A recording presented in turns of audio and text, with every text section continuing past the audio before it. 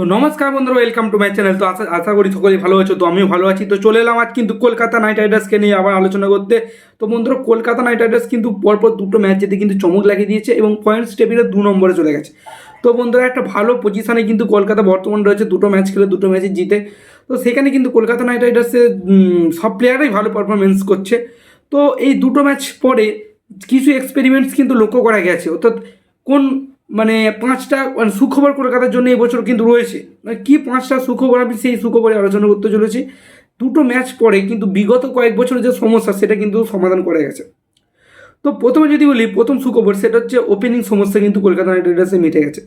তো ওপেনিং সমস্যা Kolkata night Riders সবচেয়ে বেশি, সম্ভবত 13বার কি আগেবারে আইপিএলে সবচেয়ে ওপেনিং চেঞ্জ হয়েছিল, 13বার সবচেয়ে চেঞ্জ করেছে কলকাতা নাইট রাইডার্স। কিন্তু বর্তমানে একটা ফিক্সড ওপেনিং জুটি পাওয়া গেছে, সেটা হচ্ছে তোমার ফিল শট, এবং তার সঙ্গে যে সমস্যাটা মিটেছে সেটা হচ্ছে উইকেট কিপার। ভালো উইকেট কিপার কিন্তু কলকাতা নাইট রাইডার্স পাচ্ছিল না দীনেশ কার্তিক চলে যাওয়ার পরে।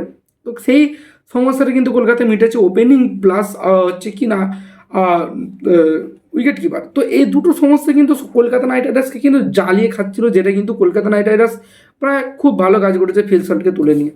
তো জেসন রায় চলে গিয়ে এখন কিন্তু মনে হচ্ছে সাবে বড় হয়েছে কিন্তু কলকাতা নাইট রাইডার্সের, এবং তার সঙ্গে ওপেনিংয়ে কিন্তু সুনীল নারিন রয়েছে। এছাড়াও আরেকটা প্লেয়ার কিন্তু ব্যাকআপে, যেটা আমরা আগের দিন দেখেছি বসেছিল, সেটা হচ্ছে আঙ্কিত রঘুবংশী।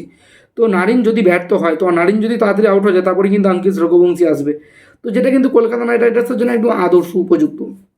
তো এই সমস্যাটা কলকাতা নাইট রাইডার্সকে যেটা কুড়ে কুড়ে খাচ্ছিল, সেই সমস্যাটা কিন্তু কলকাতা নাইট রাইডার্স সমাধান করতে পেরেছে। এবং তারপরে যেটা বলবো, আন্দ্রে রাসেলের ফর্ম, সেই 2019 সালের পর কিন্তু আন্দ্রে রাসেলকে বন্ধুরা সেই যে দুর্ধর্ষ ফর্ম, সেই ফর্মে কিন্তু পাওয়া যাচ্ছিল না। তো যেটা কিন্তু খুবই সমস্যার বিষয় ছিল।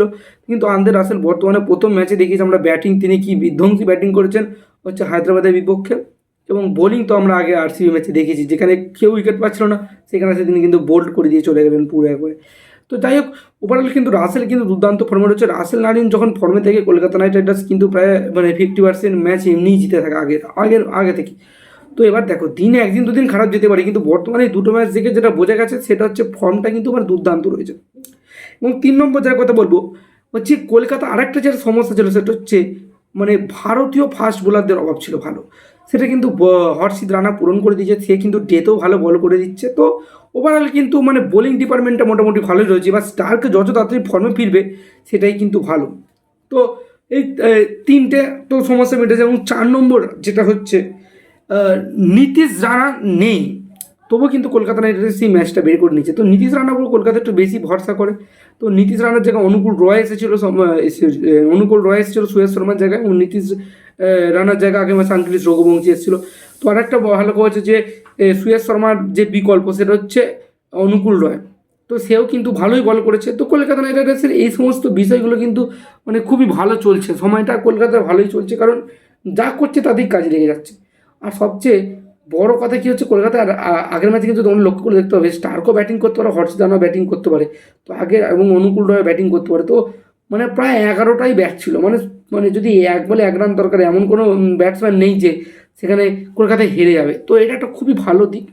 তো এই দিকগুলো বিবেচনা করলে দেখা যায় যে কলকাতা নাইট রাইডার্স এবছর কিন্তু আগের বছরের থেকে অনেকটাই শক্তিশালী, এবং আইপিএলে প্লে অফ কোয়ালিফাই করার দিক দিয়ে কিন্তু কলকাতা নাইট রাইডার্স অনেকটাই এগিয়ে। তো এবার পরবর্তী ম্যাচগুলো ফর্মগুলির কথা বলবো, এবং এছাড়া ভেঙ্কাটেশ আরও দুর্দান্ত ফর্মে ফিরে গেছে। তো প্রথম ম্যাচ আমরা দেখেছি যে সেরকম হারে ফর্মে ছিল না।